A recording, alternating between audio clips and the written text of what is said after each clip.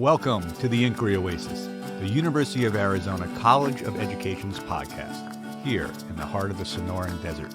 We bring you conversations with our esteemed faculty members and staff whose research impacts lives from southern Arizona to the far reaches of the globe. We explore the transformative power of education in this border town, where diverse cultures and ideas converge, weaving a tapestry of innovation with compassion and a sense of wonder. So join us as we journey through the sands of curiosity, unearthing insights that enrich and inspire. Sit back and relax as we invite you to dive into the Inquiry Oasis. Welcome to another episode of the Inquiry Oasis. I'm your host, Jeffrey Anthony, and today we have the privilege of speaking with Dr. Jonathan Tullis, Associate Professor of Educational Psychology and Director of the Cognition and Memory in Education and Learning Lab at the University of Arizona College of Education. Dr. Tullis's work probes the intricate interplay between cognitive processes and educational practices, seeking to harmonize our understanding of memory with the learning environments we cultivate. His research, which spans from the benefits of computer programming on mathematical learning to the nuances of metacognition, is pushing the boundaries of how we optimize learning by aligning it with the natural tendencies of our cognition. In this session, we'll particularly unpack the fascinating dynamics of remindings, a central focus of Dr. Tullis's recently funded NSF CAREER grant, and delve into its potential to reshape our educational strategies. So, without further ado, let's dive into this journey of exploration and discovery with Dr. Tullis here in the Inquiry Oasis. Dr. Tullis, it's an honor to have you with us today. Thanks so much for having me. I'm excited to have this chat. You bet. So to begin, can you tell us about the journey that brought you to the forefront of research in memory and learning? Yeah, I grew up in a family of educators. My mom is an educator. I've got a lot of aunts and uncles that were teachers, cousins that are teachers. So I really always understood the power and promise of education. So after college, I got an MED in high school science and taught high school physics and chemistry for a couple of years in San Antonio. It was incredibly tough work, so I really do appreciate teachers. And so I didn't last too many years as a high school teacher, but I really loved to think about how to help students learn. It was really fascinating to think about how students remember information, how students access and use previously learned information. And so I really wanted to learn more about that stuff. Therefore, entered a PhD program in cognitive psychology at the University of Illinois and found that I really loved being a scholar in cognitive psychology, where I could use creative ways of testing different theories about student learning. I could gather and analyze data to show what the best ways to help students were. It was just really a great fit for me. Well, thank you for sharing that. So your research at the CAML Lab, which is short for the Cognition and Memory in Education and Learning Lab, is quite groundbreaking from what I've read to prepare for this. And can you give our listeners an overview of how memory and learning environments intersect and the role remindings play in this relationship? Yeah, I'd love to. So I take the view that cognition reflects that intersection between the mind and the environment. In other words, the environment is largely shaping what we remember, what we learn, what we can transfer and apply in later situations. So when we do examine learning, when we do examine cognition, it's really vital to understand that context, that environment that it's happening in. Two of the major aspects of that learning environment that I really examine and focus on and that affect remindings are the particular examples that we are exposed to, that we study, that we learn, and the timing and schedules that we see those examples. So that first category, the initial examples that we encounter or study, those initial examples have a really important place in our cognition. They largely shape our ability to solve future problems and how we categorize future examples or problems. Let me provide an example of that, where research is showing that when novice physics students are trying to solve novel problems or new problems, the problem that they're solving reminds them of prior problems that they have previously encountered, that they had previously solved. And so these physics novices then use the prior problems to help them solve the new problems that they're encountering. So research is showing that these superficial features of the problems they're encountering are driving that reminding process or the connections that students are building or creating. In other words, if one problem has an inclined plane, then there's novice or early physics students will try to use a prior problem that has an inclined plane to solve the new problem, even if they're about very different actual principles. Like even if one is about conservation of energy and one problem is about momentum, if they share those superficial features like inclined planes or like a pulley or other examples like that, they will try to use the prior problem. They'll be reminded of the prior problem and try to use it to solve the novel problem. So this is really important for teachers to be thinking about. What are the specific examples and instances that we're providing to novices, particularly when introducing a novel concept?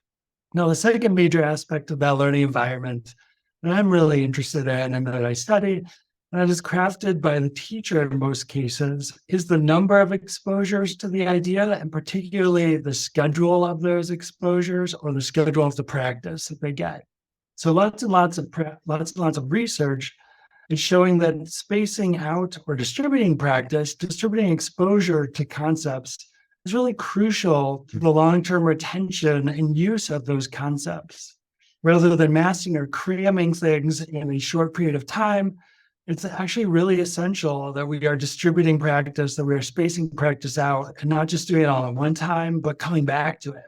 And so these reminding frameworks that I study or that I focus on suggest that spacing out or distributing practice is really important because it forces learners to exert a little bit more effort to draw the connections across time, to retrieve what they had previously done. And that extra effort or extra difficulty is actually really useful or helpful for their future ability to remember and to apply that learning. That's fascinating. In my former career, before I started working at the University of Arizona, I was a professional musician. And I noticed when I was a serious student that if I spaced out my practices so that I wasn't practicing the same, let's say, very complicated odd meter, I was a drummer. If I gave a day or two in between instead of practicing every day, that some things would click. What you just said resonated with my own lived experience there. So that's fascinating. So your career grant, which is titled That Reminds Me, The Causes and Consequences of Remindings, illuminates a fascinating aspect of human cognition. It touches on the very essence of how new experiences can spontaneously trigger memories of past events, which you were just describing. What inspired you to explore this phenomenon, and how do you anticipate this research will enhance our understanding of learning and memory within the educational sphere?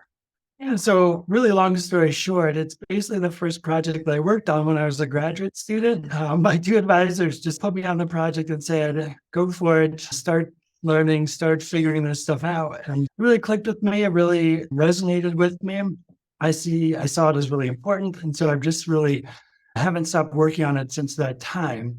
As you said, reminding is when we are bringing back prior knowledge or previously learned information and applying it to a new situation, right? So we're using what we previously learned to tackle novel problems. These remindings are really a fundamental or critical aspect of human cognition. Rather than thinking of them as a fluke or as something not to really worry about or consider, I try to highlight how they are really important and underlie some of the most basic and consequential memory and cognitive phenomenon that we know, including why do repetitions of information benefit learning? Why does distributing information help learning, right? So some people have argued that these are not just a phenomenon that happens just occasionally or randomly, but rather they're really the crucial part of this cognition that allows us to use prior knowledge in new novel situations. But beyond that, remindings may also be really important because they might be able to produce generalized knowledge. In other words, it might not just be about using that specific idea or concept and applying it in a new situation, but through the process of building that connection and through the process of applying it in a new situation, we might be generalizing information, right? We might be abstracting away from those specific examples and creating some more flexible general knowledge, which is really crucial, right? So this sort of goes in the face of a lot of the work in cognitive psychology, especially in memory and even problem solving. which really stresses or highlights the need for studying unrelated concepts so that you can assess each concept individually, so that your prior knowledge doesn't unduly influence your memory for these new things that we're studying and learning. The work that I do says, well, that's not really realistic, right? When we learn new stuff, it's related to other stuff. When we learn new information, it's connected to what we already know, and it's those connections that really matter. It's the relationships between the information that makes a big impact on what we know, what we learn, and what we can use in the future. So rather than trying to eliminate all relationships between what we're learning and studying in order to get a better understanding of how we remember, I am tackling or trying to figure out, well, what about those relationships? How do those relationships really impact memory? How do making those connections between instances and examples help us understand emerging themes? And that's really what I see as what we should be doing in education, right? In the educational sphere, we don't want to be learning disjointed pieces of information. We want to be building connections. We want to be able to create clear and important, accurate categories that we can solve and apply information in new settings. So yeah, that I think in terms of impacting the educational sphere, one of the basic building blocks in education is really acquiring knowledge and concepts, ultimately remembering and applying those later. And so remindings or building those connections is really crucial to that. But then even more challenging than that is creating knowledge that generalizes beyond those learned examples. That's often called the problem of transfer, right? When students learn something, they don't often transfer it in ways that we would hope that they would transfer it. They don't often apply it to related problems. So reminding is one explanation or one perspective about how we can try to support the process in learners. We can try to support them building connections so that they can then abstract away those themes so they can then apply it in new settings. That's fascinating. It reminds me a little bit of John Dewey's concept of habits and how habits can be used to inform how you can react in a specific context where you don't necessarily are on autopilot, but the habits you have can inform new ways to engage within your environment. Yeah, that's really interesting to think about. So that's something that we could examine in the future is that are there some people that have these habits where they are looking out for connections, where they are looking out for how is this new information related to what I already know, and whether maybe that's an individual difference between learners and what are the consequences or what drives those individual differences even. Considering the context of our discussion and its relevance to the academic community we're at here at the University of Arizona, why do you believe this research holds significance for the University of Arizona? Yeah, I think one of the core missions of the University of Arizona is effective, efficient education of our students. And these remindings play a big role in many different layers or levels of that instruction. So one of my graduate students, Jayu Lee, for example, is working on a study that's looking at how students control or regulate their own study, right? So when they go off and they are making their own study choices, when they're trying to master or learn a topic on their own outside of the classroom, they engage in specific study strategies. And what he's found is that you can teach them some study skills in a particular domain, right? You can teach them, this is what we want to be doing is some metacognitive reflection about what you've learned well and what you haven't learned well.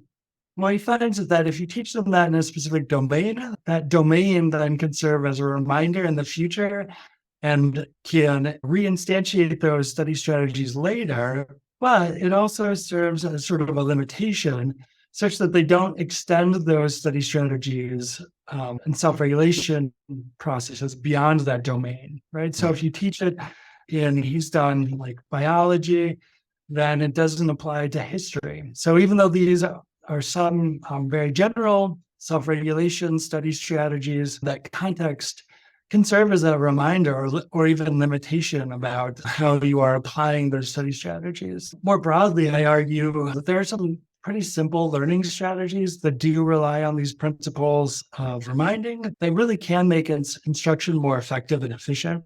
We've talked here a little bit about distributing practice, about spacing that practice out.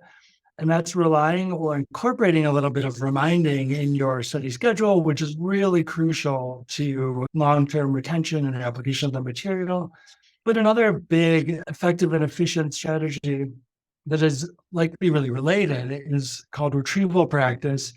And that's just where students are practicing getting information and concepts out of long-term memory and as a means of changing their long-term memory. So just by practicing and trying to get that information out, you're actually improving your ability to do that in the future. Again, that's really related to reminding, because we think of reminding as a process of retrieving prior instances and using them in the current situation. And so that process of reminding is really related to that retrieval practice, again, which is one of those most effective and efficient strategies for long-term retention. Fantastic. During the course of your research, has there been any discoveries or outcomes that have taken you by surprise? Yeah, so many, right? That's why we do this research. Yeah. It's often really surprising, sometimes in really exciting ways. It's in really disappointing ways. But yeah, there's a couple that really stick out. One, which I did during my postdoc, contrasting the process of reminding with an explicit compare and contrast process. Explicit compare and contrast are thought to be pretty useful for students in terms of generalizing knowledge. You're looking at two examples of a deeper concept, and you're trying to abstract away what makes them similar or what makes them different. And that's thought to be, again, a really efficient, effective way of generalizing knowledge. We compared that process, a compare and contrast process, with a more reminding related process where they would study individual items one at a time. And we would ask them, does this make you think back to anything that you've previously studied? And so what we found was that, maybe not surprisingly, the think back one at a time structure, the reminding structure, did produce better memory for the studied items. So making them think back and retrieve or be reminded of those prior episodes was really good for memory. But maybe more surprisingly, the reminding think back one at a time structure also produced more accurate generalization of those ideas. So where we thought the compare and contrast would be really useful for generalizing, we found that compare and contrast actually produced really broad generalizations where students were generalizing beyond what was appropriate, where the one at a time produced more appropriate generalizations. Another example here that shows a little bit of the limitations of remindings, or a little bit of the limitation of building connections, is that the reminding process may actually impair memory for the details and the context of where you learned something. So when you study these discrete individual ideas, when you become reminded, it may enhance the commonalities between those two examples, but it may actually impair the differences. It may actually impair the memory for the differences or details between the two examples. So yeah, it's really interesting to think that might be actually useful, because that might be the start of the generalization process to really focus on what's the commonalities are and try to inhibit or impair memory for the differences and distinctions that maybe don't matter as much. But it was really interesting to see some pretty clear evidence that when you are studying those related episodes and you are building those connections between that related information, there begins to be a process where you do lose some memory for the details or context. Wow. Our memories, our brains are just fascinating, aren't they? Yeah, I think so. Yeah. So if you could glimpse into the future, how do you imagine the principles of remindings and memory optimization being integrated into daily educational practices? Well, that's a huge, interesting question. I love it. It's there's a lot of big, fun, interesting questions that persist or that still exist in my research program. I can think about 20 different projects or ideas that I currently have right now about trying to understand these processes a little bit more. But in the short term, I can definitely see how remindings may impact educational practices by providing a little bit more guidance about how should we be structuring the organization examples when we are teaching students new concepts? How should we be scheduling the repetitions of those concepts and those practice of those concepts? right? Because at the moment, we can see that standard practices probably aren't structured in the most effective ways, right? So when we look at current textbooks, for example, they often do a lesson, let's say a math textbook on the addition of fractions. And then they'll do a whole bunch of practice problems on fraction addition. What we would argue for reminding is that that's not the best strategy. You don't want to be doing the lesson and then all of your practice immediately after the lesson. Instead, you want to do the lesson, a few of the practice problems, and then revisit those practice problems throughout future instruction. So again, this sort of idea of distributing practice, there's good evidence for distributing that practice to enhance the reminding processes, to enhance the retrieval. When I think of really future long-term daily educational practices, I began to think about, is it possible that we can begin to tailor some of our learning experiences to individuals, right? To an individual's particular experiences, to their particular interactions with the materials in order to better support their long-term retention. So can we account for that initial learning? Can we account for those initial experiences and program out when might be the best time to revisit this topic, or what might be the best next example to be providing to this learner in order to help them make the connection, in order to help them generalize across those episodes? Wow. So lastly, we like to ask our guests for a book or paper that has inspired you. And can you share one with us and maybe explain why it was so important to you?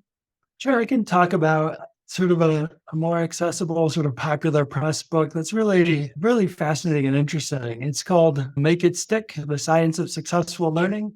That's by Rodney Rodiger. It's just a really interesting, fun read about the cognitive science behind these different learning strategies and about why these different learning strategies are really useful.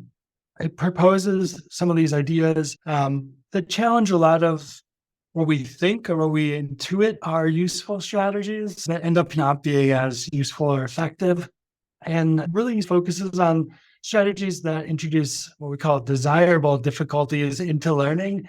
So it might slow down learning, it might make learning a little bit more challenging initially, but those difficulties that it talks about are actually really useful and effective for the long-term retention, the long-term application of the knowledge. So we talk about an example here that we've been talking about today is a little bit of that retrieval practice. When students study, they overwhelmingly prefer or say that they study by rereading, right? They look back to their text, they reread it, they highlight it sometimes, they underline it, because it feels really fluent. It feels really good. It feels like you're learning a lot by doing that.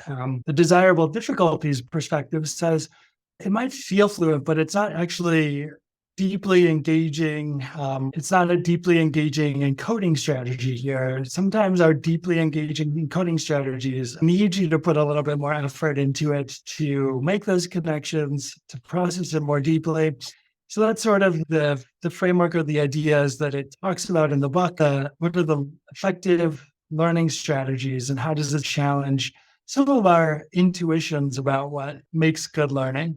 Well, that's fascinating. I can actually see some conflict between our economy and this style of learning where we want efficiency and to get through things as quickly and as accurately as possible. But if we look at a longer time frame, we can build more capacity through more engaging learning. So in the future, we could actually be more productive. But I see that tension there between these temporal frames, I guess you could say. There's really a tension there because when you look at sort of short-term retention or short-term learning, it's not the same as long-term retention or long-term learning, right? The short-term benefits of some of these strategies are really good, but they fade very quickly, right? So just because you've mastered it in the very short term does not actually mean it's going to persist in the long term.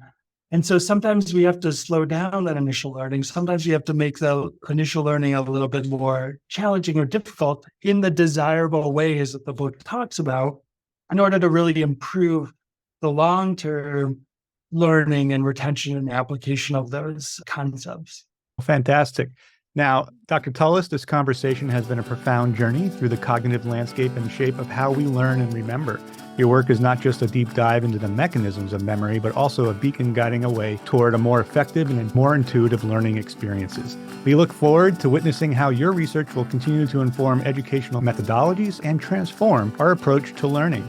And thank you, listeners. We hope you found today's discussion with Dr. Tullis as illuminating as we did, and that it inspires you to consider the complexities of cognition in your own learning endeavors.